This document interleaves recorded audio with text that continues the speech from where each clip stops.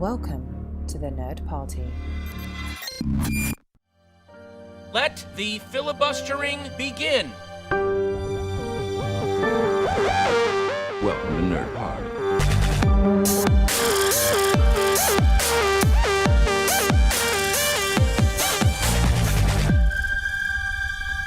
Hello and welcome to Filibuster here on the Nerd Party Network.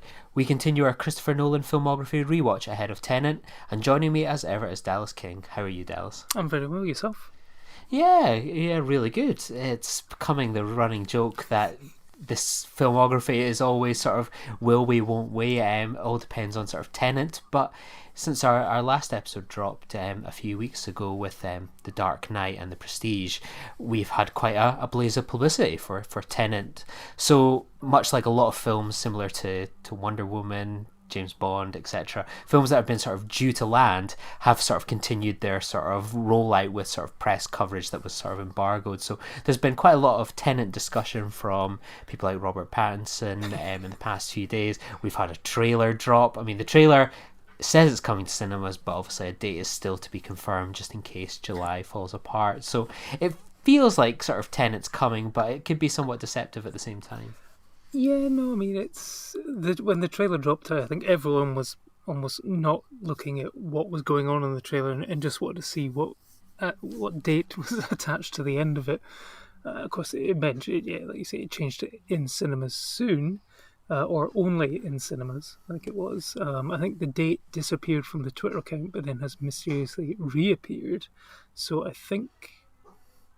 I mean, Christopher Nolan, as always, everyone's sort of been criticising Christopher Nolan for wanting to get people back in cinemas, but he's never actually said that. I think he was quoted in Total Film this month as basically saying the film will be ready to go, so they've got something to play when they do reopen. So, he's not holding a gun to any cinema owner's head and saying, if you don't play my film on 17th of July, that's it. It's just, it's there because everyone knows that they need something big to move back into. And like you say, this is episode 4 or something, like 4 or 5 of the Nolan rewatch, and we've sort of been saying since March, April time that it's like, yeah, it's going to move, but he's still holding strong. We've got one more episode left, so we'll see. Guaranteed that'll be the episode. It'll be like 2 days before it's meant to go out. He finally moves it, but.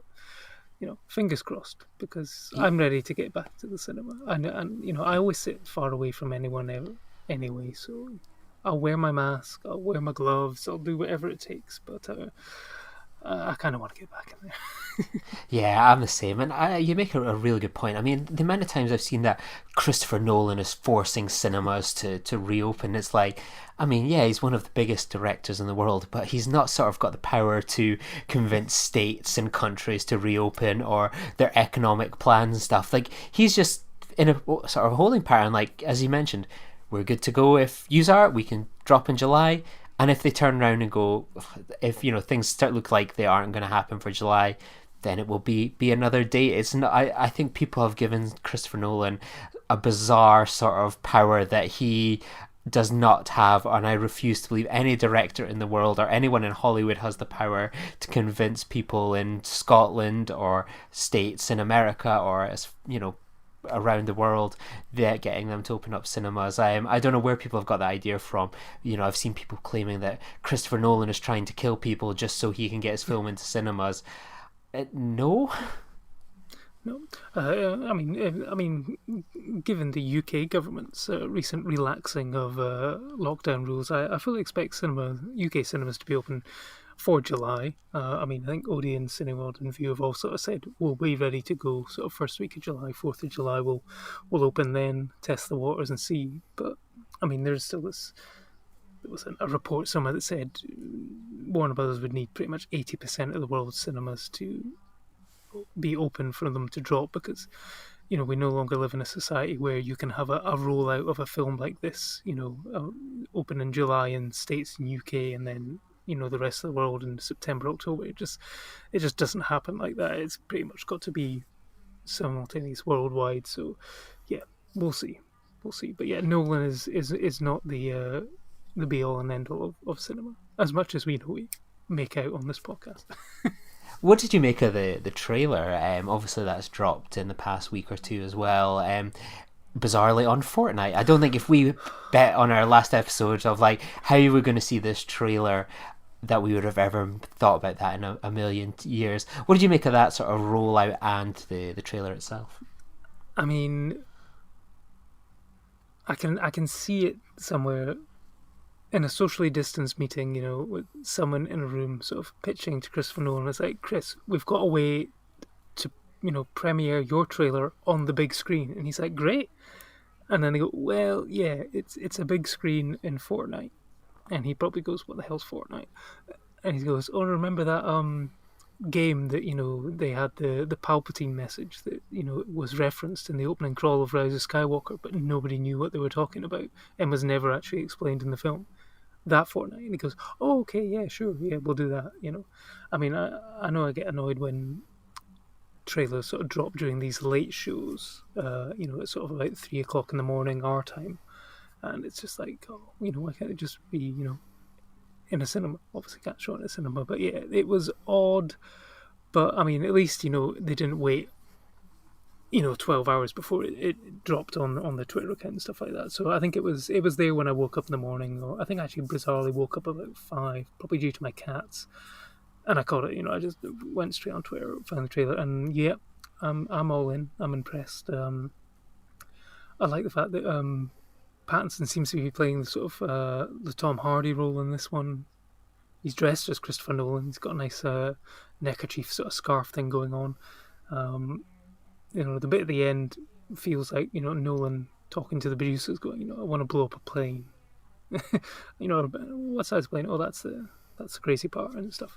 But I did wonder if Kenneth Branagh's character was the same character he played in Jack Ryan. He was playing a dodgy Russian there as well. So, but I think it's for all the sort of time inversion sort of thing or whatever. It looks like it might have a sort of man trying to save a woman sort of potential love story at the heart of it as well. So like Inception does kind of as well. So yeah, I mean it's good. It ticks all the boxes for what people want from Nolan, and it certainly looks as epic in scale as you would want. And it's like, well, I'm not going to watch that on a TV screen. I need to see that on the big screen. Yeah, I've watched the trailer once, and that's enough for me just now. I want to kind of put myself in lockdown on this film. Though the headlines of some of the pieces have kind of filtered through to me, such as like the plane and some debate about sort of time travel. It's not time travel kind of coming out from like Robert Pattinson. The only thing I've touched that's close to publicity outside of the trailer was the incredible GQ profile of Robert Pattinson about him in lockdown, which was one of the best things I've read this year. That was just incredible. Yeah, no, I mean, he took his own photos. The thing about cooking and using the microwave and stuff like that. Apparently they've announced that filming will recommence for the Batman. So apparently he might have to maybe work off a few pot noodles and pasta bakes, I think.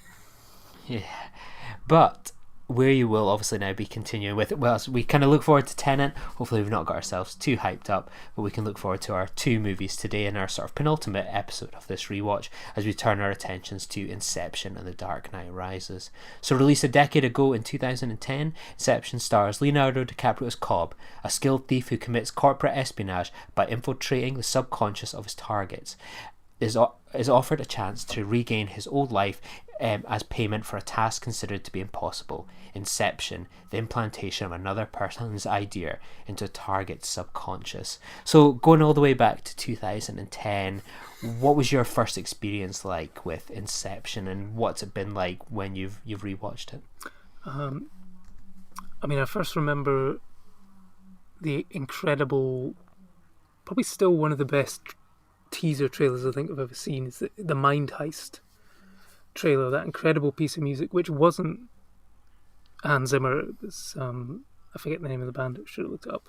I'll figure it out later. It's on my phone. It's one of those running songs I always like to do, and it just sort of was really intriguing. It sort of showed the sort of the Dreams Within Dreams. It sort of showcased the cast. It had that incredible sequence where Joseph Gordon-Levitt in the sort of rotating hallways and stuff. It was just like, I don't know what this film is about, but I am all in. At this point, Nolan was, on cloud nine after The Dark Knight, but this was him with, I think, really his first truly original property since Memento, actually, because The Prestige was based on a book, and Insomnia was based on a previous film. It was a remake as well. So this was him showing what he can do when, the training wheels are off, essentially. And boy, did he deliver. It was, I think, looking back, it was my film of 2010, still one of the best of the decade, and it's one of the highest grossing sort of original films, of all time as well. It didn't break a billion. Things weren't really breaking a billion back then, but it was close. I think it made about $800 million, and just the cast, the cinematography, the look and feel of it. It was a really sort of smart, intelligent summer blockbuster, and it's an all too rare beast these days, I think. What about yourself? Yeah, I went to see it on a date a good few years ago. Obviously, it was crazy to think of it being a decade. And I was absolutely blown away by it. And I'm the same as you. I think that Mind Heist trailer was second to none. The theme that they used for it has been kind of a staple of my running playlists as well. But for some reason, it's become a bit of it was an elusive film until this rewatch, where I saw it in 2010. I then bought it on Blu-ray a couple years later, and then I bought another edition of it, and then I never sort of watched it. And I'd only watched it that one time in the cinema, and for some reason I just never got around to going, you know what, I'm going to go get that Blu-ray out and watch it again. Like, I had such fond memories of the film, and it wasn't through any worry about, oh God, it's going to not be as good as I remember, or, any issues with the film. I just somehow managed to not kind of watch it again. So it was a real kind of pleasure to sort of dive back in again. I think the one flaw that really was there for me with this film was how, I suppose it's a critique that sometimes gets unfairly levelled at Nolan, but I thought it was a bit kind of fairer here, is nearly all of the dialogue is quite kind of cold, sort of explaining things out, very technical, and you sort of like, it can sometimes be a bit harder to sort of get a feel of some of the characters as people, and not necessarily as just strictly professionals. So I really enjoyed it, but I felt that flaw just sort of kind of grated at me a little bit through the film. I just wanted these people to talk like kind of normal humans, I guess, as opposed to sort of like ciphers. Yeah, no, I think I kind of get what you're saying. Zach Hemsey was the writer of Mind Heist music, so all credit to him. And it was him probably more than anyone who influenced trailer music for the last decade by introducing the brom. So all credit to him. But I know what you mean. I think rewatching it, I mean, I sort of rewatch it every now and again, just if it's on telly or something. I got the briefcase box set that had the totem in it, the spinning top and stuff like that in it. So that's one of those fancy sort of. They don't really do it well. I say they don't really do that anymore. I think Marvel have just released a £400 box set or something of all the films or something like that, crazy like that. But that was one of the fancy sort of ones that you used to get. So I've got that one there, and I've got that one too. It was like I picked up like secondhand from Kex a few years ago. So yeah, I've got that one. Nice. But yeah, the sort of people talking in a weird way, it's like when you sort of watch it back, it's like certain people are having a blast. Say like Tom Hardy, sort of Leo and sort of Man Collier have got the emotional sort of connection there, but essentially Ellen Page is there asking the questions that the audience would be asking, so she's the audience cipher. And then Joseph Gordon-Levitt has got the Basil exposition role, he's the one mainly fielding the answers to the questions that Ellen Page has. It kind of has to be there because it's such a bold concept that you kind of need every now and again to make sure that the audience are fully aware of what's going on, so they can sort of fully buy into the journey. I mean, it does a great job of always sort of allowing the audience always knows where they are in the story and on what level and stuff like that. It makes sure to make so you know which dream you're in, which level, and the sort of time differences between each of them. It's a the editing is fantastic, and it's something which he uses to great effect in Dunkirk, which we'll talk about in a later episode. But no, I do get your point on the dialogue. It can be a bit cold and stilted at time, but I forgive it because it kind of needs to be there. I can't really see another way around it.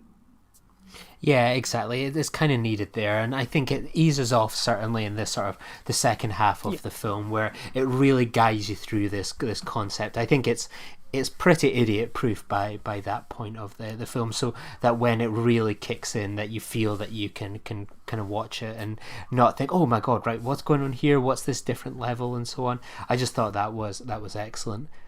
Obviously, this is probably at this stage kind of Nolan's largest ensemble cast. What did you make of it? You know, some of these people have been kind of returning, folk like Ken Watanabe, Michael Caine, Cillian Murphy, but then we get some new people introduced. So obviously, Leonardo DiCaprio, he's a sort of one-hit wonder in the Nolan verse. We get Marion Cotillard, Tom Hardy appearing for the first time. So what did you make of this huge international and global cast? I really love that. I mean, I was going through a bit of a DiCaprio renaissance sort of thing.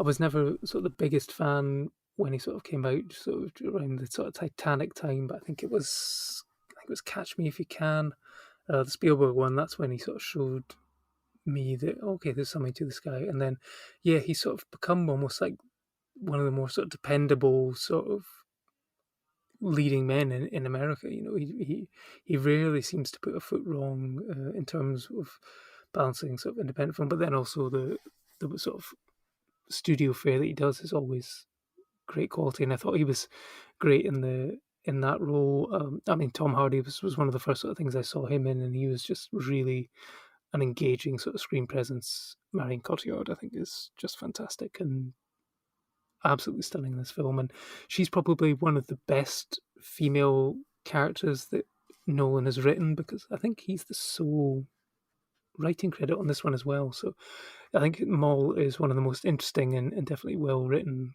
female characters that he's got in his catalogue, because he sometimes faces some criticism, but I think he's good. But and then you've got like you say, the Michael Caines and that sort of fill it out and stuff like that. So it's probably on paper, certainly to this point, his strongest ensemble cast. What did you make of sort of the big set pieces? We have very much tributes to James Bond in terms of the ice palace, as it were. I think Nolan's on record as saying one of his favourite Bond film is On Her Majesty's Secret Service, which obviously makes a great companion to this one. Obviously there'll be more Bond to come in the next Nolan film as well. But what did you make of the big set pieces and sort of the use of IMAX in this film? Did you see this one in IMAX, Dallas? I don't think I did, actually.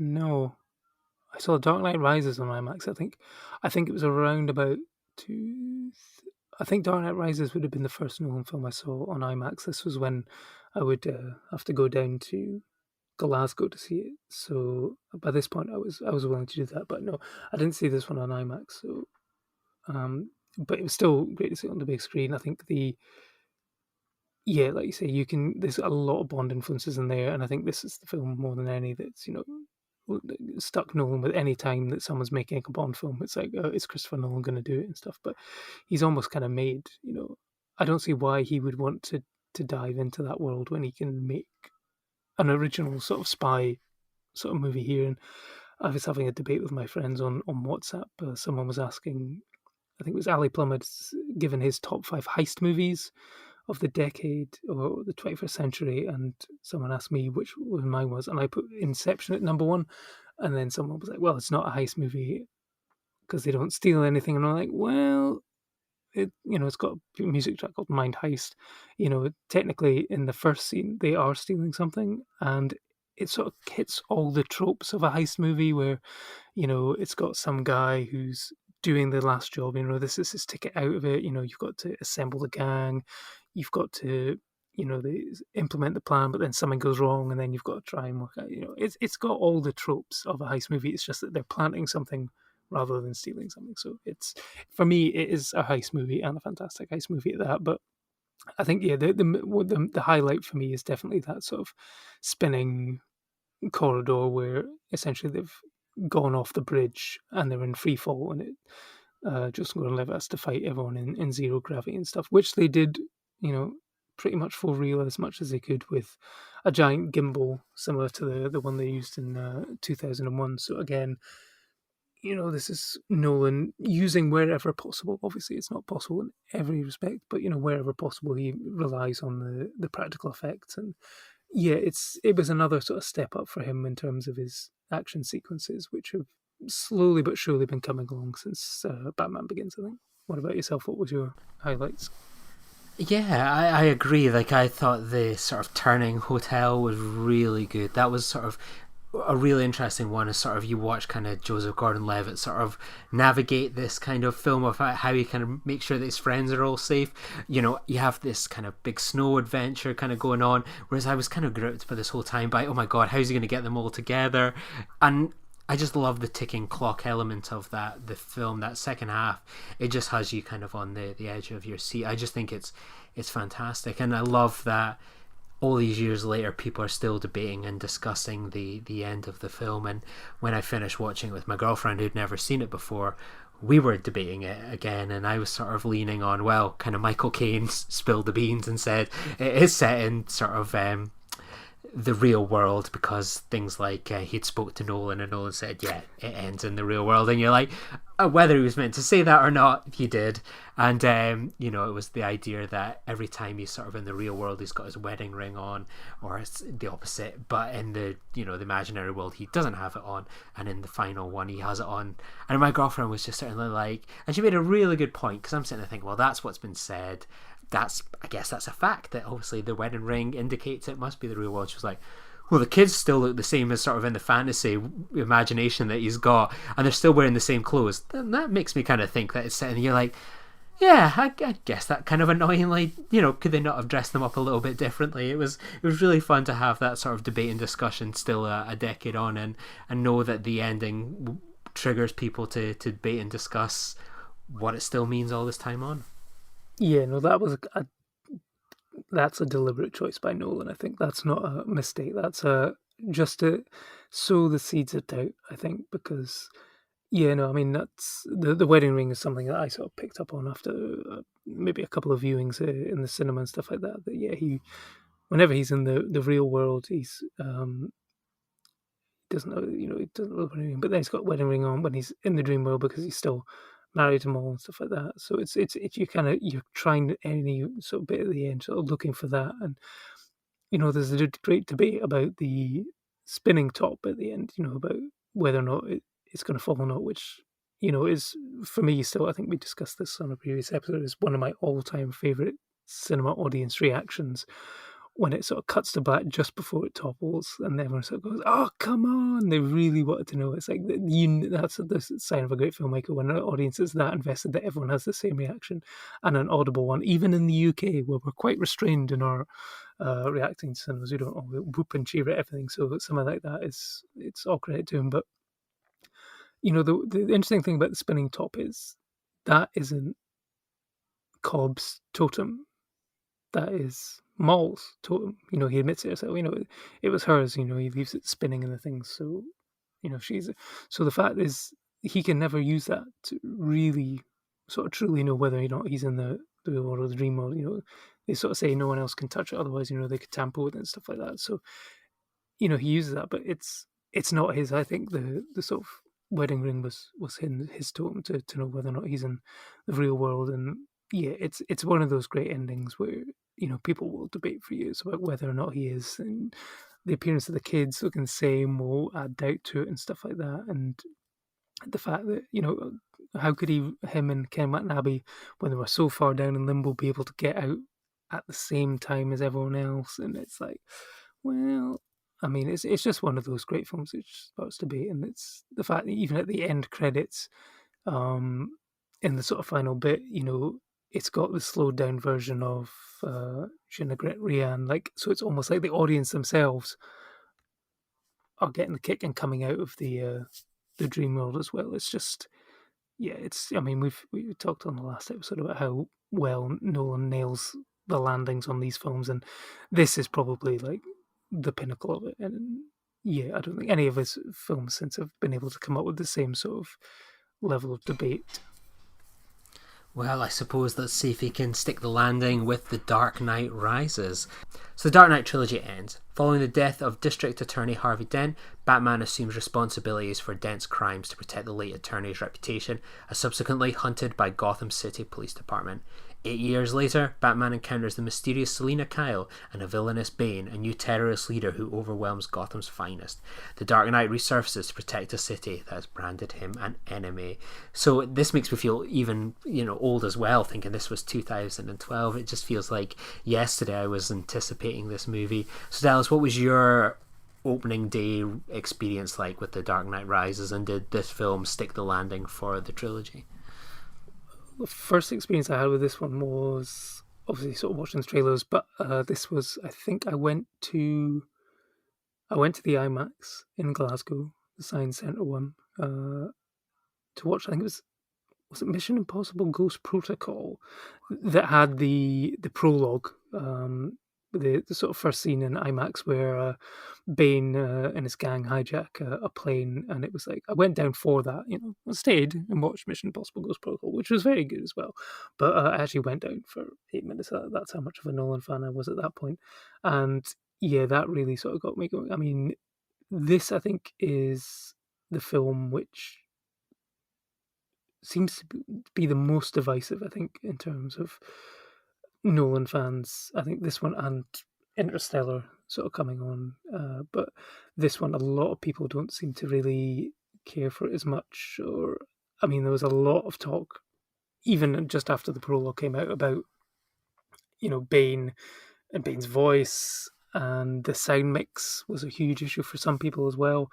I never really had an issue for it. I could always understand what Bane was saying, and this film was the joy of basically for like a year of people doing the "for you" sort of impressions. That voice was just great. Everyone was putting their mouths over their hands. People used to do Darth Vader impressions. This was the next Darth Vader. It was just being able to do that kind of thing. The fire rises and stuff like this. It was great, and it made me excited. And then it came out, and for me, yeah, it was the perfect ending to the trilogy. So when I sort of brought up my review that I did back when it came out, and I think it was like one of the longest reviews I ever did, and I sort of basically compared the trilogy to the sort of the Michael Caine speech in the Prestige, where he talks about every great magic trick consists of 3 parts or acts. The first part is called the pledge. The magician shows you something ordinary, a deck of cards, a bird or a man, and he shows you this object to make sure that it's real and altered, except it probably isn't. And that was sort of him taking Batman and recreating it as something very ordinary. It was a man who uses his vast wealth and the technology available in his company to become a vigilante. The second act is called The Turn. He takes something ordinary, turns it into something extraordinary. He does that with The Dark Knight, which everyone pretty much considers one of the best superhero sequels of all time, one of the best sequels of all time, and probably the only, at that point, superhero film to cross over into being just a terrific film. And then, of course, the final act is where you won't clap yet, because making something disappear, you have to bring it back, and that's why every trick has the prestige. And for me, bringing Batman back after sort of 8 years, it's a risk. Well, not 8 years, only 2 years 4 years in terms of filmmaking, but 8 years in the story. And yeah, he nailed it for me. It was the most emotionally satisfying superhero movie I watched. And I'm going to go on a limb. I'm going to say it now. I actually prefer The Dark Knight Rises to The Dark Knight. Interesting. Yes. Well, the first time I saw it, so I originally had tickets. The tickets went on sale, and it was like The Dark Knight Rises. First showing in IMAX was about 12 o'clock on the Friday. So like me and my mate booked the tickets, perfect seats, all good to go. And like it was like, oh come on, you should do some trilogy events. And I remember sort of Cineworld did like a double bill, but the Cameo and then a bunch of other cinemas announced that they were all going to be doing triple bills, but they would start at 11 o'clock at night. Then you would have sort of The Dark Knight about 2 a.m.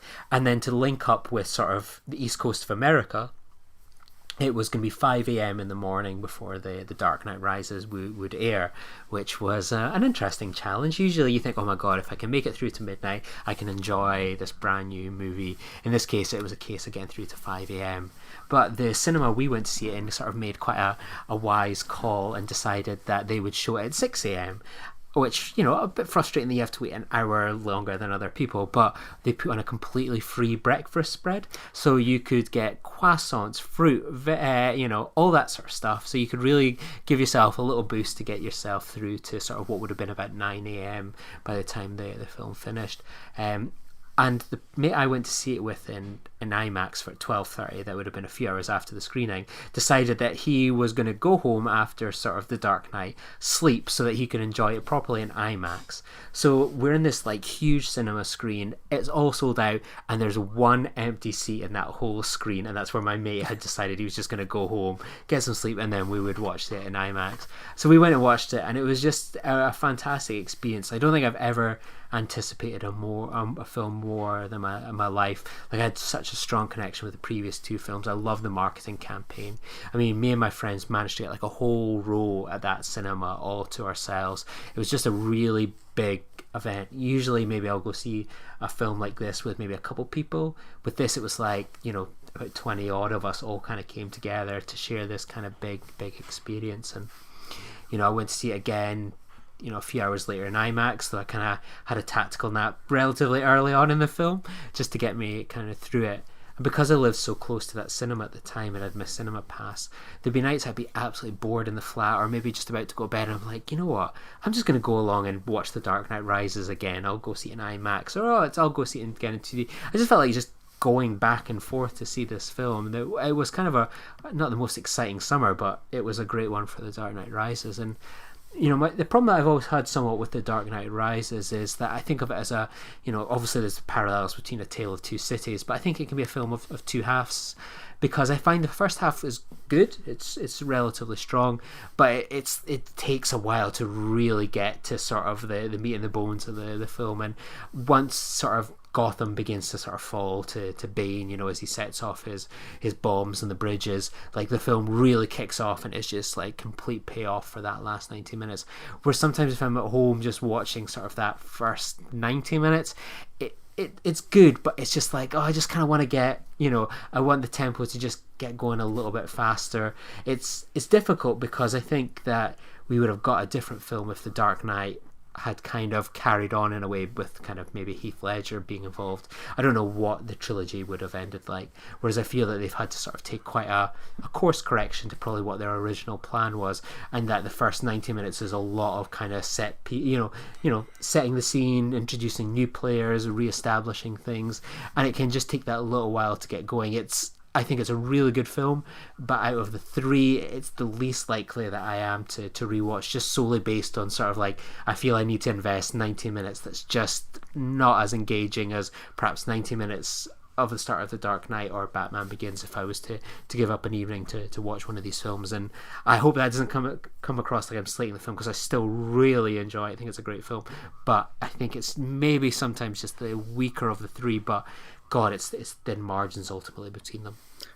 Yeah, no, I mean, I appreciate the comments, and I can see that, because, yeah, no, it is sort of taking its time. It's like the first film is Bruce Wayne's story. The second film, which is potentially why I prefer Dark Knight Rises to The Dark Knight, is the second film really feels like it's the Joker's story, whereas the third one is almost Batman's story, where it sort of pushes it towards, you know, this whole thing about, you know, the Batman could be anyone, and sort of building the fact that, you know, the Batman could potentially continue on beyond Bruce Wayne. And, you know, this is, you know, it's been out for a long time now, 8 years or something, so I think it's okay to go into spoilers. And I have to say that I honestly thought that they were going to kill Bruce Wayne in this. I thought he was going to die, because, you know, they were talking about the individual. You could see them sort of setting up that, you know, anyone could be Batman, and then when the sort of the knife goes in and it's revealed that Miranda Tate is actually Talia al Ghul. A friend who I went to see it with at one of the screenings I did, he was in complete shock because he wasn't that familiar with the comics and stuff like that, so he wasn't aware that Ra's al Ghul had a daughter, and there was this whole sort of League of Shadows sort of storyline, in the comics. So I thought that was really sort of good. I mean, actually, when you sort of talking about your experience seeing it the first day, I remembered that I went down, got an early bus, went to I think the second screening at the IMAX because I just couldn't get down for the first one, and then met a friend, watched it at the Odeon, and then got the train back up from Glasgow and arrived just in time for I think with the final screening at the Cinema in Aberdeen. So I think I saw it 3 times in 24 hours and enjoyed it every single time. But yeah, no, it was just something about this film. I think it was surprising the fact that I thought they were really going to sort of kill him off and stuff like that. Obviously they didn't, but at the time I really thought that's the way it was going to go, and I thought I got quite choked up as well because I think I was thinking, gosh, superhero movies are never going to be this good again. And then, of course, the MCU happened. At this point, it was weird to think that this came out just a couple of months after the Avengers. It was like the MCU was just starting off and this was finishing. But I thought it was just...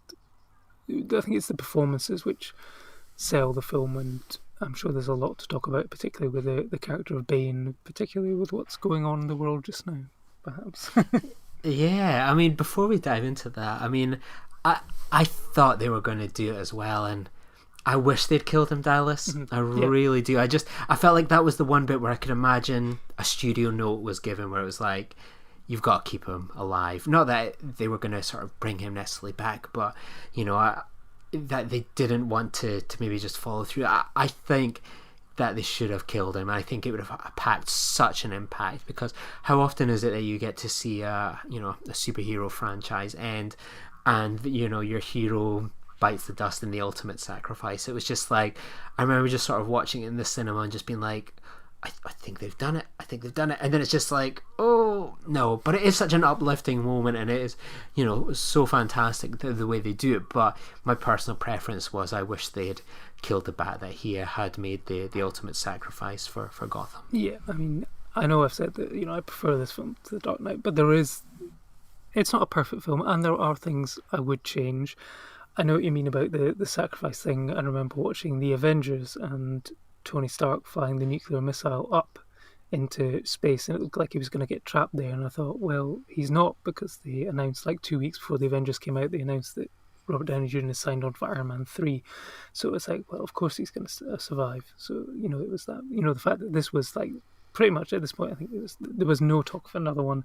This was the definitive end. I mean, the poster trailers all had "The Legend Ends." The fact that it was the Bane story with the breaking of the bat and stuff like that was just brilliant. But I would still change the ending. Even when I watch it back, I would change the ending slightly. Just the editing, the order. I would have Joseph Gordon-Levitt sort of going up into the cave and that sort of pan down. Then I would cut to... Actually, before that, I would have had... When they talk about the pearls, I would have had Selena Kyle putting them on in her home. She could have looked like she was maybe going to meet someone, perhaps. But I would have ended it on Michael Caine's Alfred giving the nod and then cut to black. Give it that Inception style. Let the audience wonder whether or not, if you're like us and wanted the sacrifice to mean something and Bruce Wayne died, fair enough. If you wanted him, then you could be like, oh, well, maybe he made it and he was giving Alfred the nod. But yeah, no, I would have killed him off as well, I think. What did you make of Bane? And I mean, as I was sitting listening to you talk there, even when you talked about the League of Shadows, I was really struggling not to just say the League of Shadows, just sort of doing the Bane impression. And I don't know about you, but I rewatched this one with my girlfriend, and I was told quite early on to cut the impressions out fast. It still holds up to this day as sort of a great charismatic voice. What do you make of sort of the character of Bane and his impact? I thought Bane was, I think, the perfect choice of villain for this one, because, the Joker was such a crazy, anarchic presence. You just didn't know what he was going to do. If you're familiar with the comics and were furious with how Bane was treated in Batman and Robin, you kind of knew where this was going to go, and this was the first sort of real villain that you knew would be a physical match for the Batman. And I know people when seeing Inception going, Tom Hardy, Bane, really? But anyone who watched Warrior would have been like, oh yeah, he's going to snap him in half, no problem whatsoever. The man's a beast. And, one of Tom Hardy's greatest strengths is, and we'll talk about it in Dunkirk as well, is he can act with his eyes a lot. And obviously, for some reason Nolan likes to do this a lot to him. He likes to put a mask on him. So therefore he needs to emote with his eyes, and you can sort of, either whether he's sort of intimidating someone, it's like, it's all there. He can, his physical presence is brilliant. The voice, it does make, everyone slags off the Batman voice and people slag off this voice, but I think it's great. There's just such, I was born in the dark, and what a lovely voice. Like the little moment where he says that when the little kid's singing at the football stadium. There's just little moments like that which are brilliant. But Tom Hardy is such a great, and I know some people think that he sort of gets emasculated at the end, where it turns out he's just a lackey for Talia al Ghul, and it wasn't him that came out of the pit. Another sort of great misdirection there, where you think it's Bane that's coming out of the pit, and it's like, if you look closely, it's like you can kind of tell it's a go, but because you're being told that it was Bane, your mind doesn't really make the connection until you realise, oh crap, I've been played by Nolan again. But it's the way I mean, everyone will have probably seen the speech by Trump at his inauguration, which is, it's basically verbatim word for word what the Blackgate speech that Bane does, where it's like, we give it back to you, the people. And yeah, he's just a brilliant, basically he's giving hope to the city of Gotham, even though it's completely and utterly false hope. He's like, they were going to blow them all up anyway, but it's like the way he turns the 99% against the 1%, as Selena Kyle says, there's a storm coming, Mr. Wayne. How long do you think you can, take all the rest of us and get away with it? It's just really interesting. This was coming off the back of like the 2008 stock market crashes and the Occupy Wall Street and stuff. But I mean, we're seeing it again in the US right now. It's like people are rising up, and the fire is literally rising, and it's terrifying to watch. But it's unfortunately it's something which a lot of people probably saw coming. Yeah, I've never agreed or indulged sort of the critique that, oh my god, it's like emasculates Bane or so on, and it makes him look like this terrible villain that actually there's someone else behind it all along. It's like, yeah, but he's still a great, fantastic villain, and he gets a great exit. You can say sort of with Talia that, yeah, she becomes sort of the main villain behind it all, the real kind of puppet master. But she obviously gets one of the most infamous death scenes in the world, where it is kind of mocked and criticised to this day. I mean, I thought Bane was great. Anyway, it's just that is a fantastic moment. It's like, you'll just have to imagine the fire. He's got the shotgun, and he just gets completely blasted away by Catwoman. It's an absolutely fantastic death and so on, and it's such a memorable moment. I think some people just sometimes want these things to be potentially just a bit more conventional, and that's just not it for me. Yeah, no, it's the Talia al Ghul death scene, where she conveniently obviously has enough breath left in her to give away the plan and what she's doing, but then just kind of flops over in like a kind of way. It's like, yeah, that always feels like a slight misstep. It could have been maybe done slightly differently, but minor points. We're splitting hairs here. It's still, I mean, if that's all you've really got to moan about, then yeah. What are some of your kind of favourite moments from kind of the film Dallas? What kind of stands out to you after all these years? I mean, sort of Selena Kyle's introduction is always great. I mean, she was another one that got the I can't believe she's being cast as Catwoman, she'll be terrible. But I mean, the moment sort of she gets confronted by Bruce Wayne and the sort of mask slips and she realizes she's been caught, she says that, oops, I'm like, completely sold. I mean, she's just, and it's just great in this. And it's like when she's, in complete control and sort of gets the cops to break up the deal that she's doing, and then she starts screaming when the police come in to make it look like she's a victim, and then just walks off nonchalantly afterwards. She's fantastic in this. And, I mean, I think this more than anything is Michael Caine's sort of finest moment in the Nolan verse. I think just the the way, and I mean, this is another bit which has been mocked mercilessly more often than not by Steve Coogan and Rob Brydon in The Trip. The broken down Batman voice that I won't bury another Batman. I've failed you and stuff. But he's just like, he is the emotional heart of this film, and he's fantastic. And it's just such great moments that it's just fantastic. The music cue for the Why Do We Fall, when sort of Bruce finally gets out of the pit with the chanting and stuff behind it, that's a great moment. It's just so many sort of rises and falls in it and stuff.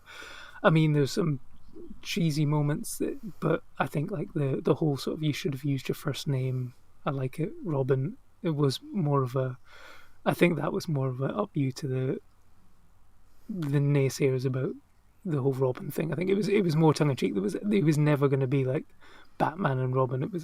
I think it was more of a cheeky reference. I think that one. Yeah, it was a little moment that makes you kind of smile as an audience member. I mean, one bit for me that I just absolutely love, and when I upgraded the Dark Knight trilogy to 4K a few weeks ago, and they had it up for 15 quid on iTunes. I was like, oh, I'm gonna do it, and it was just like, right, out of all the whole trilogy, I was like, right, I'm going to get the opening sequence to The Dark Knight Rises kind of playing right now, and obviously it's a wonderful tribute to License to Kill, one of my favourite James Bond films, and it's just so great. It's such a great introduction, a sort of cold opening, as it were, to this film, and I think that's always a great moment. I love the bat. I thought that was really good. I think there's so many. This isn't a car. Yeah, and I think you get moments as well, like the sort of the sports field bit it was incredible in IMAX. That was fantastic. I think the score is really good. I think the film kind of brilliantly builds to sort of a fantastic climax with the ticking bomb. It's sort of a bit heavy-handed and a clunky idea, but I think the execution is done really well. It's just how much they sort of lean into sort of the Tale of Two Cities analogies and sort of drawing from that book. I thought was really interesting and clever. I just think it's a really well done film, despite my kind of flaws and issues with it. I think it's a fantastic end to sort of a incredible trilogy. Yeah, no, I think it was the right way to end it, I think. And I was just thinking back to like the scene with the play and stuff. You got Aidan Gillen in there, and it's like the sort of the people he gets for just like small sort of minor roles. You got like Matthew Modine, you got Juno Temple. I keep forgetting that Ben Mendelsohn's in this, and then he pops up, and I'm like, oh, it's Ben Mendelsohn. Always good value in that as well. But where's Bane? Do you feel in charge?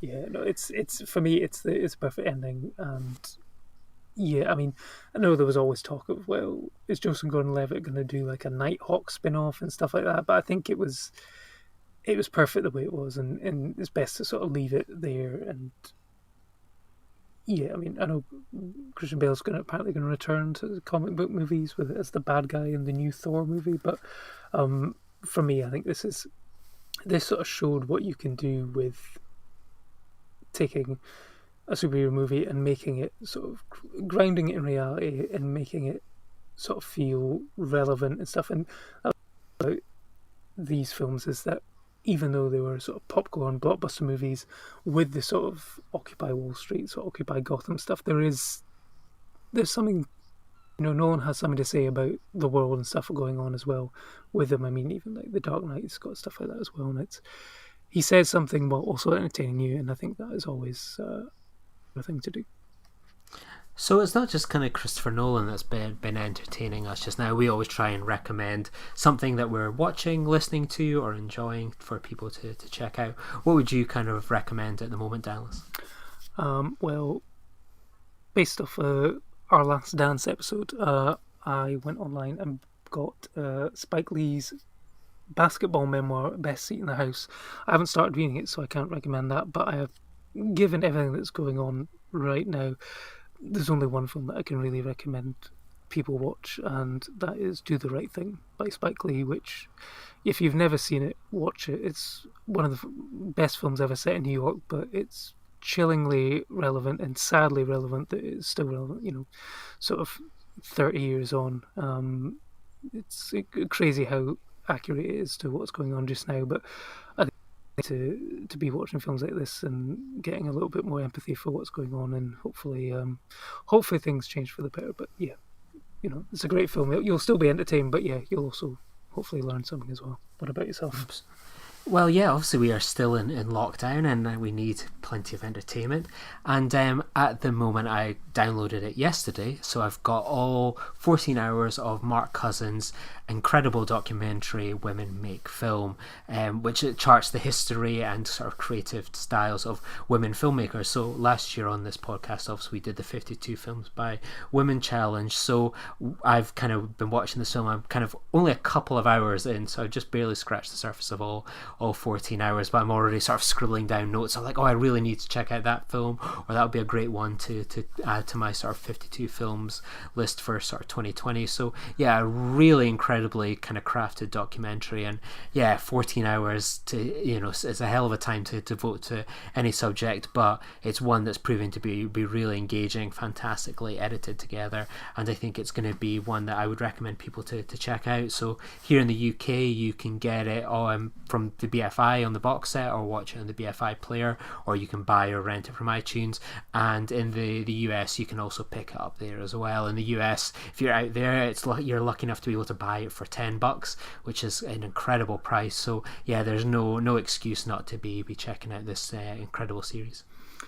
Yeah, no, I mean, it's like you say, it's a huge sort of chunk of time to dedicate to something. But with people on lockdown, it's certainly something I'll probably be checking out. I know they screened it in sections at the Glasgow Film Festival. I mean, does it seem relatively easily to split up into manageable chunks? Or? Yeah, so it's a weird thing between the UK and the US styles, because in the UK it is split into 5 parts, so it's 5 discs, or if you buy it on DVD. If you're looking to buy or rent it from sort of iTunes or things like that, it's in 5 parts. Or if you get it from America, it is split into 14 1-hour chunks, as opposed to sort of here, which is 3 5-hour chunks. So it's kind of works quite well in the 1-hour chunks, because the first one is sort of about sort of introductions and tone, and it kind of really covers sort of like 30-minute blocks really well. So I actually think the 1-hour way has been one of the best ways to go so far. So yeah, there's certainly quite a few interesting ways to sort of skin this fish, and I would really definitely recommend people to take on the challenge of watching all 14 hours. And yeah, it's certainly well worth it. And I mean, as I say, $10 for 14 hours of entertainment if you're in America, you can't knock that. But it's got a brilliant box set edition here, and from the BFI as well, for physical collectors as well. So yeah, there's certainly different options for different kind of viewers. Yep. But you've already completed your 52 films by women challenge already. Are you going to be just saving them for 2021, or are you just going to continue watching? I'll just continue watching, the same as I did it last year. I kind of finished about July time last year, so yeah, I'll just continue watching. And the fact that you have 14 hours of films from women, I mean, the first 2 hours alone, there was so many I was like, I haven't heard of that one. It really dives deeper into films that aren't always the most accessible or easy to find. So yeah, it's going to be a huge list that will keep me ticking over this year, but give me plenty to add to the watch list for 2021. I mean, there's so much things that I've done this 3 years in a row now. I think I've done over sort of 200 films in those 3 years, but I've barely scratched the surface. There's so many eras of female films that I have not even probably watched one film from. It's probably mostly sort of the noughties and the past decade. So yeah, there's a lot that I can improve upon. Yeah, well, I'm sure Mubi will help. I've been watching a lot of that over the last couple of weeks as well, and yeah, it's always got a huge amount of films by female filmmakers. I say a huge amount, it's only got 30 films on at any time, but yeah, a good sort of third of them, I think, at any point is female filmmakers, and like you say, they're probably the ones from older eras, such as even like sort of 60s, 70s, 80s and stuff like that, or even older and stuff like that, because that's the one negative thing about streaming at the moment is they seem to neglect the classics and stuff like that. I know BBC iPlayer, I think, have got some RKO ones from the 40s on at the moment, but yeah, it's finding that back catalogue of films, if you've chucked out your DVD player and you don't have it anymore. Exactly. Well, thank you everyone for joining us. Hopefully you'll all join us in a few weeks' time as we kind of then hit Interstellar, which I think is going to be one of my favourite ones to rewatch, and Dunkirk. So hopefully the Tenet is still on the horizon, and I hope everyone is staying safe and well, and we'll see you all soon. Take care. Bye. Join the revolution. Join the Nerd Party. Welcome to Nerd